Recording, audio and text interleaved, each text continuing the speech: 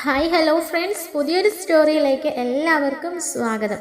അങ്ങനെ നമ്മുടെ ഭൂമിയാണെങ്കിൽ അച്ഛൻ തന്ന ആ ഒരു ലെറ്റർ ഭൂമിയുടെ കയ്യിലുള്ളത് കൊണ്ട് തന്നെ എങ്ങനെയെങ്കിലും ആ ലെറ്റർ കൈപ്പറ്റാനുള്ള പഠിച്ച പണി 18 ചെയ്യാനിട്ടോ നമ്മുടെ ഭവാനി. പക്ഷേ അത് ഭവാനിയുടെ കൈകളിലേക്ക് എത്തുന്നില്ല. അങ്ങനെ ഭവാനിയാണെങ്കിൽ ആകെ ടെൻഷൻ അടിച്ച് നിൽക്കുകയാണ്. ഈ ഒരു സമയത്തായിരിക്കും നമ്മുടെ ഭൂമിയാണെങ്കിൽ പെട്ടിയും കിടക്കയൊക്കെ എടുത്തിട്ട് നമ്മുടെ സൗഭാഗ്യമംഗലത്തേക്ക് വരികയാണേ. അപ്പോൾ വാതിൽ തുറക്കുന്നത് നമ്മുടെ അജയുടെ അമ്മയായിരിക്കും. എന്താ മോളെ ഭൂമി, നീ എന്താ ഇവിടെ? അല്ല, ഇതെന്താ ലഗേജൊക്കെ ആയിട്ട് എന്നിങ്ങനെ പറയുമ്പോൾ ഭൂമി ആ ലഗേജുമായിട്ട് അങ്ങനെ കയറി ഹോളിലേക്ക് വരികയാണ് കേട്ടോ. അപ്പോൾ എല്ലാവരും അവിടേക്ക് വന്നിട്ടുണ്ടായിരിക്കുവേ. അപ്പോൾ പറയുന്നുണ്ട്, ഞാൻ ഇനി മുതൽ ഇവിടെ നിൽക്കുകയാണ് എന്നിങ്ങനെ പറയുമ്പോൾ എല്ലാവരും അതിശയിച്ചു പോകുകയാണ് കേട്ടോ. ആ സമയത്ത് പെട്ടെന്ന് നമ്മുടെ സത്യനൊക്കെ പറയുന്നുണ്ട്, അച്ഛനും മരിച്ചു, ഇപ്പോൾ അമ്മയും ജയിലിലൊക്കെ അല്ലേ, അപ്പോൾ ഈ കുട്ടി ഒറ്റയ്ക്കൊക്കെ ആയതുകൊണ്ടായിരിക്കാം കുറച്ച് ദിവസം നീ ഇവിടെ നിൽക്കുന്നതിൻ്റെ മനസ്സൊക്കെ ഒന്ന് റിലാക്സ് ആവട്ടെ എന്ന് പറയാൻ കേട്ടോ. ഇത് തന്നെ അജയുടെ അച്ഛനും ഒക്കെ പറയുന്നുണ്ട്. അപ്പോൾ മുത്തശ്ശിയും മോളെ ശരിയാ, ഇവിടെ എല്ലാവരുടെയും കൂടെ ഒക്കെ നിൽക്കുമ്പോൾ നമുക്കൊരു മനസ്സിനൊരു സന്തോഷം കിട്ടുമല്ലോ എന്നൊക്കെ പറയുമ്പോഴായിരിക്കും ഭൂമി പറയുന്നത്, അങ്ങനെ നിന്നിട്ട് പോകാനല്ല ഞാൻ വന്നത്, ഞാൻ ഇവിടുത്തെ കുട്ടിയാണ്, ഈ സൗഭാഗ്യമംഗലത്തെ മകളാണ്, സത്യൻ്റെ മകളാണ്, ആ അധികാരത്തിലാണ് ഞാൻ ഇവിടെ വന്നതെന്ന് പറയുമ്പോൾ അന്തം വിട്ട് നിൽക്കാനിട്ടോ നമ്മുടെ ഭവാനിയും അതുപോലെ തന്നെ എല്ലാവരും. ഈ സമയത്ത് സത്യം പറഞ്ഞിട്ട്, ഭൂമി മോളെ ഈ ഒരു കാര്യത്തിൽ തമാശ വേണ്ട, ഇങ്ങനെയല്ല തമാശ കളിക്കേണ്ടത്, ഈ ഒരു കാര്യം ഇങ്ങനെ നീ പറയരുത് എന്നൊക്കെ പറഞ്ഞിട്ട് സത്യനാകെ അങ്ങ് വയലൻ്റ് ആകാൻ കേട്ടോ. അതുപോലെ തന്നെ മുത്തശ്ശിയും പറയണം, എന്താ മോളെ നീ പറയുന്നത്, നീ ഇവിടുത്തെ കുട്ടിയാണെന്നോ സത്യൻ്റെ മകളാണെന്നോ, അപ്പോൾ പിന്നെ നിൻ്റെ അച്ഛനും അമ്മയൊക്കെ അച്യുതനും അംബികയും അല്ലേ, അവരൊക്കെ പിന്നെ ആരാ എന്നൊക്കെ ഇങ്ങനെ ചോദിക്കാൻ കേട്ടോ. അപ്പോൾ ഭൂമി പറയുന്നുണ്ട്, അച്യുതൻ എൻ്റെ അച്ഛനുമല്ല, അംബിക എൻ്റെ അമ്മയുമല്ല, അവരെന്നെ എടുത്തു വളർത്തിയതാണ്, ഈ വീട്ടിലുള്ള ഒരാൾ തന്നെയാണ് എന്നെ 22 വർഷങ്ങൾക്ക് മുൻപ് കൈമാറിയത് അവർക്ക്, അവരെന്നെ മകളെ പോലെ വളർത്തി എന്നത് മാത്രമേ ഉള്ളൂ, പക്ഷേ എൻ്റെ അച്ഛനും അമ്മയും ജീവിച്ചിരിപ്പുണ്ട് ഇവിടെ തന്നെ എന്നൊക്കെ ഇങ്ങനെ പറയാൻ കേട്ടോ. ഈ സമയത്ത് ഭവാനി വരുന്നുണ്ട്. അങ്ങനെ ഭവാനി കലി ഇളകി വരുന്നുണ്ട്. എന്നിട്ട് പറയണ്ട, നിൻ്റെ തന്ത ചത്തൊടുങ്ങി, നിൻ്റെ തള്ള ജയിലിൽ പോയി, നീ പുതിയ കഥകൾ മെനഞ്ഞ് ഇങ്ങോട്ടേക്ക് വരികയല്ലേ, നീ എന്താ പറഞ്ഞത്, സത്യൻ്റെ മകളാണെന്നോ അഭിരാമിയാണെന്നോ, നിനക്ക് എങ്ങനെ ഇങ്ങനെയൊക്കെ പറയാൻ തോന്നി, നിന്റെ കള്ളത്തരങ്ങൾ ഇവിടെ എടുക്കാൻ നിൽക്കല്ലോ കേട്ടോ, സ്വത്തുക്കളും ഇതൊക്കെ കണ്ടപ്പോൾ നീ അങ്ങ് മതിമറന്ന് ഇവിടെ അങ്ങ് കൂടിയേക്കാന്ന് വിചാരിച്ചല്ലേ, അതിന് ഞങ്ങൾ സമ്മതിക്കില്ലടി, നീ പറഞ്ഞ കള്ളക്കഥകൾ വിശ്വസിക്കാൻ മാത്രം പൊട്ടന്മാരല്ല ഞങ്ങൾ എന്നൊക്കെ പറയാൻ കേട്ടോ. ഈ സമയത്ത് മുത്തശ്ശിയും പറഞ്ഞിട്ട്, എന്താ മോളെ ഭൂമി ഇത്, നീ എന്തൊക്കെയാ ഈ പറയുന്നത്, ഇങ്ങനെയൊക്കെ പറയാമോ, നിന്നെ ഞങ്ങൾ എല്ലാവരും അതുപോലെ സ്നേഹത്തോടെ കണ്ടതല്ലേ, നിന്നെ ആ ഒരു രീതിയിലല്ലേ ഞങ്ങളെല്ലാം സ്നേഹിച്ചത്, എന്നിട്ട് നീ ഞങ്ങളെ ഇങ്ങനെ വിഡ്ഢികളാക്കരുത് എന്നൊക്കെ പറയുമ്പോൾ നമ്മുടെ അഞ്ജനയും വരുന്നുണ്ട് കേട്ടോ. അഞ്ജനയും പറഞ്ഞിട്ട്, നീ എന്താടി കരുതിയത്, നീ പറയുന്നതെല്ലാം കേട്ട് ഞങ്ങൾ വിശ്വസിച്ച് നിന്നെ ഇവിടെ പട്ടുമെത്തയിൽ ഞങ്ങൾ ഇരുത്തുന്നോ, ഒരു കാര്യം പറഞ്ഞേക്കാം, വന്ന പോലെ തന്നെ പെട്ടിയും കിടക്കെ എടുത്ത് പോയിക്കോണം, ഈ വീട്ടിലെ ഒരു കുട്ടി കാണാതെ പോയി എന്നറിഞ്ഞ് ആ കുട്ടിയുടെ പേരും പറഞ്ഞ് ഇവിടെ അങ്ങ് കൂടാന്ന് നീ വിചാരിക്കേണ്ട എന്നൊക്കെ പറയുമ്പോൾ നമ്മുടെ ഭൂമി പറയുന്നുണ്ട്, ഞാൻ സകല തെളിവുകളോടെയാണ് ഇവിടെ വന്നത്, അല്ലാതെ ഒന്നും കണ്ടിട്ടല്ല ഞാൻ വന്നത് എന്ന് പറഞ്ഞിട്ട് പറയാണ്. അതേ മുത്തശ്ശി ഈ മാല നോക്കിയേ എന്ന് പറഞ്ഞിട്ട് ആ പാരമ്പര്യമായിട്ടുള്ള മാല കൊടുക്കാൻ കേട്ടോ. അതായത് നമ്മുടെ അജയുടെ സഹോദരിക്കും അതുപോലെ തന്നെ അഞ്ജനയ്ക്കും അതുപോലെ നമ്മുടെ അഭിരാമിക്കും മാത്രം മുത്തശ്ശി കൈമാറിയ ആ ഒരു മാല ഭൂമിയുടെ കയ്യിൽ നിന്ന് വാങ്ങുക കേട്ടോ. അങ്ങനെ ആ മാല നോക്കുമ്പോൾ അത് സത്യമായിട്ടും, അതായത് ഈ സൗഭാഗ്യമംഗലത്തെ പേരക്കുട്ടികൾക്ക് നൽകിയ അതേ മാലയാണ്, അതേ പവിത്രതയും അതേ ഭംഗിയും എല്ലാം ഉൾക്കൊള്ളിച്ച അതേ മാല തന്നെ, ഒറിജിനൽ മാല. അപ്പോൾ സത്യനോട് പറഞ്ഞിട്ടുണ്ട്, ഇത് നോക്കിയ മോനെ, ആ മാല തന്നെ, ഞാൻ കൈമാറിയ അതേ മാല തന്നെ നോക്കി എന്നിങ്ങനെ പറഞ്ഞ് കാണിക്കാനുണ്ടോ. അപ്പോൾ സത്യനും അതിങ്ങനെ നോക്കുകയാണേ.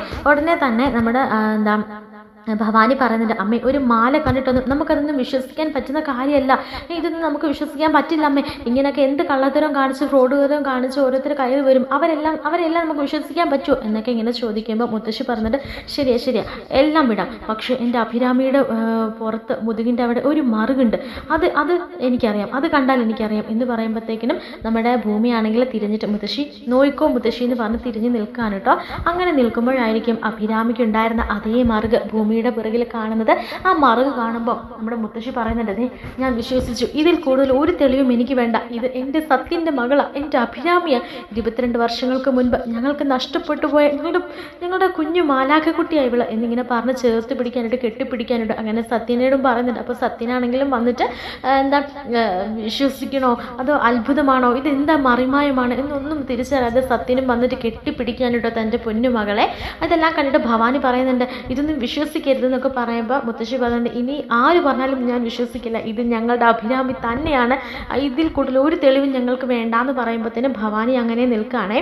ആ സമയത്തായിരിക്കും സത്യനും മുത്തശ്ശിയും ചോദിക്കുന്നത്, അല്ല മോളെ നീ പറഞ്ഞില്ലേ ഈ വീട്ടിലുള്ള ഒരാളാണ് നിന്നെ കൈമാറിയതെന്ന്, അതാരാത് എന്നിങ്ങനെ ചോദിക്കുമ്പോഴായിരിക്കും അത് മറ്റാരുമല്ല എന്ന് പറഞ്ഞിട്ട് ഭവാനിയുടെ അടുക്കൽ ചെന്നിട്ട് വിരൽ ചൂണ്ടുകയാണ് കേട്ടോ.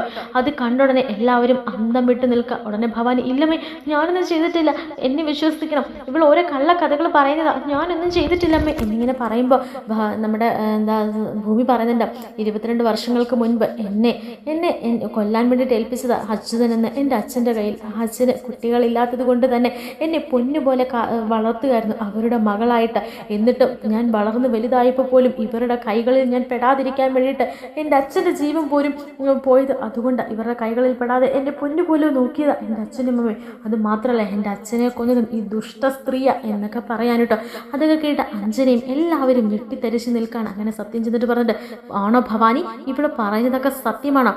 എൻ്റെ ജീവിതം തുലച്ചത് നീയാണല്ലേ, എൻ്റെ ഭാര്യനെയും എൻ്റെ മകളെയും എല്ലാം എന്നിൽ നിന്ന് അടർത്തി മാറ്റിയത് നീയാണല്ലേ എന്ന് പറയുമ്പോഴത്തേക്കിനും മുത്തശ്ശി പറഞ്ഞിട്ട്, ഇനി ഒരു നിമിഷം അവളെ ഈ വീട്ടിൽ വെച്ച് പൊറപ്പിക്കേണ്ട, സത്യ അടിച്ചിറക്കി വിള എന്നിങ്ങനെ പറയുമ്പോൾ സത്യനാണെങ്കിലും അലറി വിളിച്ചുകൊണ്ടിരിക്കുകയാണ്, ഭവാനിയെ എന്നെ ഒന്നും ചെയ്യരുതമ്മേ, ഞാൻ പറഞ്ഞത് വിശ്വസിക്കാമേ എന്നൊക്കെ പറയുന്നുണ്ടെങ്കിലും സത്യൻ അതൊന്നും കേൾക്കുന്നില്ല. സത്യൻ പിടിച്ച് വലിച്ച് നമ്മുടെ ഭവാനിയെ വാതിൽക്കൽ കൊണ്ടിട്ട് വെളിയിൽ ഇറക്കി വിട്ട് കഥ കടയ്ക്കാണ് കേട്ടോ.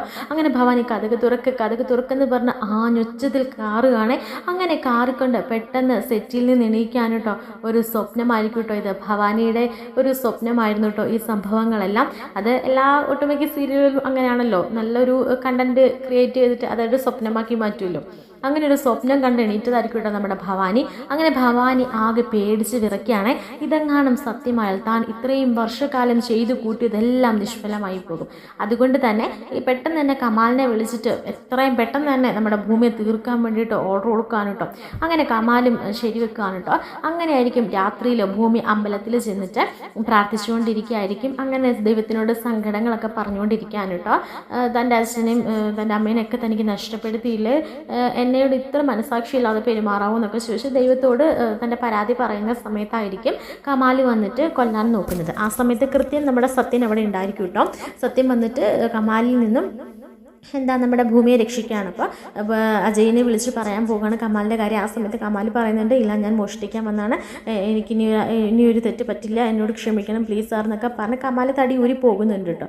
അങ്ങനെ ഭവാനി വിളിക്കുന്നുണ്ട്, എന്താടാ അവൾ തീർത്തോ എന്ന് ചോദിക്കുമ്പോൾ ഇല്ല, കൃത്യസമയത്ത് ആ സത്യൻ അവിടേക്ക് എത്തി, അതുകൊണ്ട് ആ പ്ലാൻ തന്നെ തെറ്റിപ്പോയി, ആരും ഇല്ലായിരുന്നു, എല്ലാം എൻ്റെ വഴിക്ക് വന്നതായിരുന്നു മാഡം എന്നൊക്കെ പറയാൻ കേട്ടോ. സത്യനോ, അയാളെന്തിനാ ആ സമയത്ത് അവിടെ ഒന്നും അറിയില്ല എന്നൊക്കെ പറയാൻ കേട്ടോ. അങ്ങനെ ഫോൺ വെച്ച ഭവാനി ഇങ്ങനെ മനസ്സിലോർക്കുകയാണ്, അവർ തമ്മിലുള്ള ദൂരം കുറവാണല്ലോ, അച്ഛൻ മകളെ തിരിച്ചറിയുന്ന ഇനി അധികം വിദൂരമല്ല എന്നൊക്കെ ഇങ്ങനെ മനസ്സിലാക്കി ഭവാനി ആകെ പേടിച്ച് വിറച്ച് നിൽക്കുകയാണേ. അങ്ങനെ പിന്നീട് കാണിക്കുന്നത്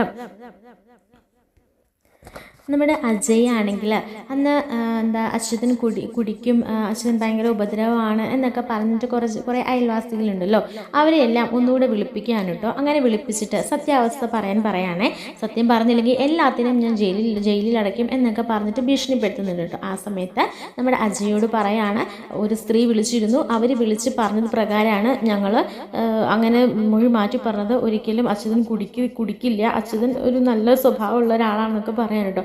ആ സമയത്ത് ഭൂമി പറയുന്നുണ്ട്, ഞങ്ങൾ നിങ്ങളോട് എന്ത് തെറ്റാണ് ചെയ്തത്, ഇപ്പോൾ നിങ്ങൾ കാരണമാണ് എൻ്റെ അമ്മ ജയിലിൽ കിടക്കുന്നത്, നിങ്ങളുടെയൊക്കെ മൊഴി കാരണം പാവം എൻ്റെ അമ്മ, നിങ്ങൾക്കൊരു മനസാക്ഷി ഇല്ലാതായി പോയല്ലോ എന്നൊക്കെ പറഞ്ഞ് ഭൂമി പൊട്ടിക്കരയുമ്പോൾ അജയ് പറയുന്നുണ്ട്, ഇനി ഇതുപോലുള്ള കള്ളത്തരം കാണിച്ചുകൊണ്ട് ഇങ്ങോട്ട് വന്നേക്കരുത്, ഒരു കാര്യം പറഞ്ഞേക്കാം, നിങ്ങൾ കാരണമാണ് ഒരു പാവം സ്ത്രീ ജയിലിലാകപ്പെട്ടിരിക്കുന്നത്, നിങ്ങൾ ഓർത്തോണം എന്നൊക്കെ പറയാൻ കേട്ടോ.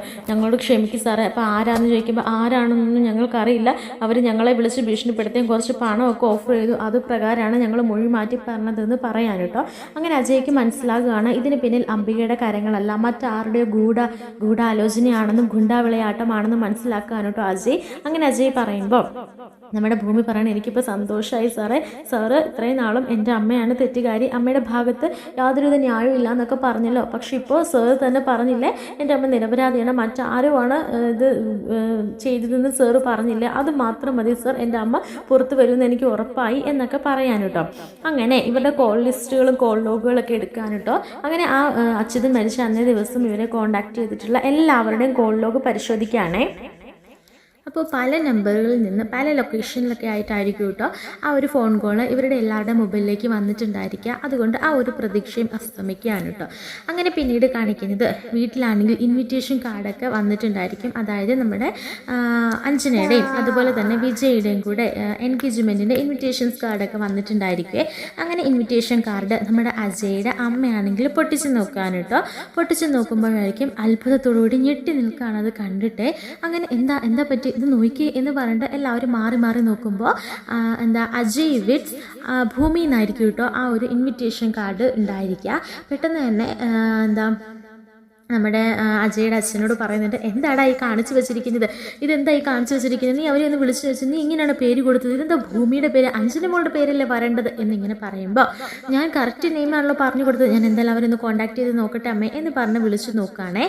വിളിക്കുമ്പോൾ സാറേ അഞ്ജനമ്മയുടെ ആയിരുന്നു, ഒന്ന് വിളിച്ച് പേര് മാറ്റി പറഞ്ഞായിരുന്നോ, അല്ലാതെ ഞങ്ങളതൊന്നും ചെയ്തതല്ല, സാറ് പറഞ്ഞത് പ്രകാരം ഞങ്ങൾ അത് റെഡിയാക്കാൻ പോയപ്പോഴായിരുന്നു അഞ്ജനമ്മയുടെ വിളിച്ചിട്ട് ആ ഒരു പേരെല്ലാം ചേഞ്ച് ഉണ്ട് എന്ന് പറഞ്ഞതെന്ന് പറയാൻ കേട്ടോ. ആ സമയത്ത് അഞ്ജനയോട് ആണോ നീയാണോ പേര് മാറ്റി പറഞ്ഞത് എന്നിങ്ങനെ മുത്തശ്ശി ചോദിക്കുമ്പോൾ അത് പിന്നെ എന്നിങ്ങനെ ആലോചിച്ചുകൊണ്ട് നിൽക്കുകയാണ്.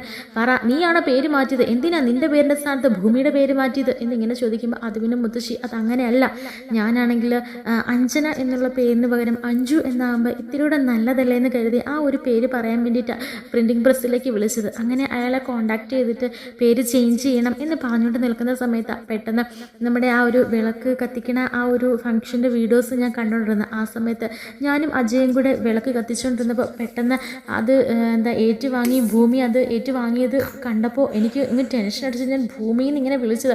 പക്ഷേ ആ പ്രിൻറ്റിംഗ് പ്രസ്സിലുള്ള ആൾ ഭൂമി എന്ന പേരെന്ന് മനസ്സിലാക്കി അങ്ങനെ അച്ചടിച്ച് ഞാൻ പിന്നെ അതിൻ്റെ പിന്നാലെ പോവുകയും ചെയ്തില്ല.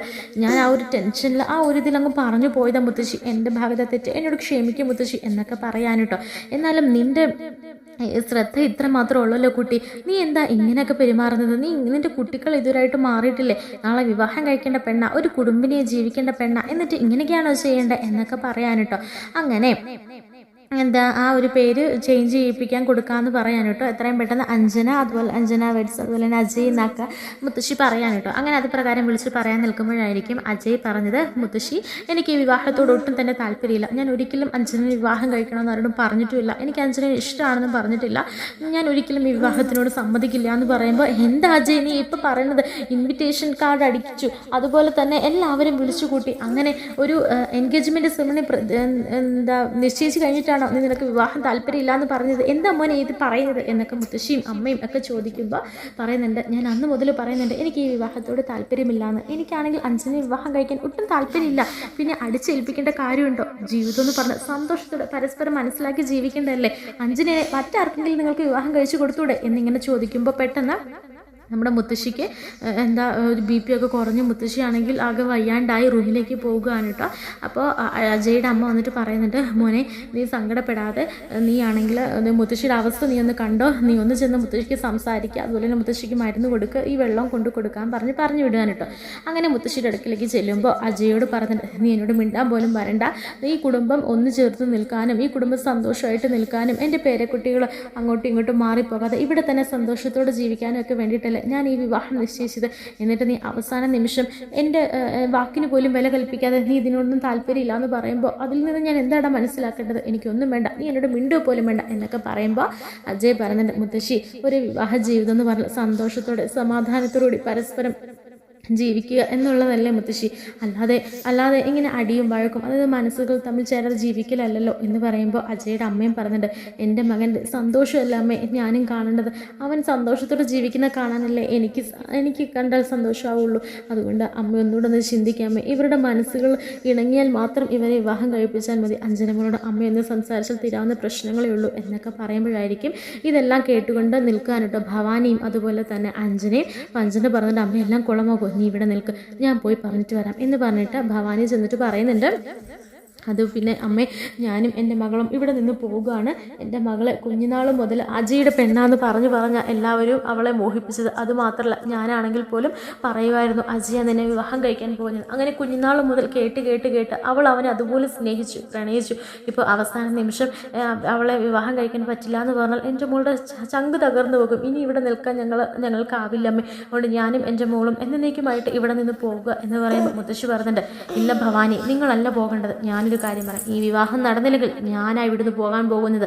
ഞാൻ ഉറപ്പിച്ച ആ രീതിയിൽ തന്നെ അജയുടെയും അതുപോലെ തന്നെ അഞ്ജനമോളുടെയും വിവാഹം നടക്കും. ഇത് ഞാൻ തരുന്ന ഉറപ്പാണ് എന്ന് മുത്തശ്ശി പറയാൻ കേട്ടോ. അങ്ങനെ സങ്കടം സഹിക്കുക വയ്യാതെ, ആകെ ടെൻഷൻ അടിച്ച്, ആകെ തൻ്റെ മനസ്സിലൊരു കൺട്രോൾ കിട്ടാതെ അജയ് അവിടെ നിന്നും എണീറ്റ് പോകാൻ കേട്ടോ. മുത്തശ്ശിയുടെ ഈ തീരുമാനത്തോട് ഒട്ടും യോജിക്കാൻ കഴിയാതെ അജയ് ആകെ നിസ്സഹായ അവസ്ഥയിൽ നിൽക്കുന്ന അജയനെയാണ് കേട്ടോ കാണിക്കുന്നത്.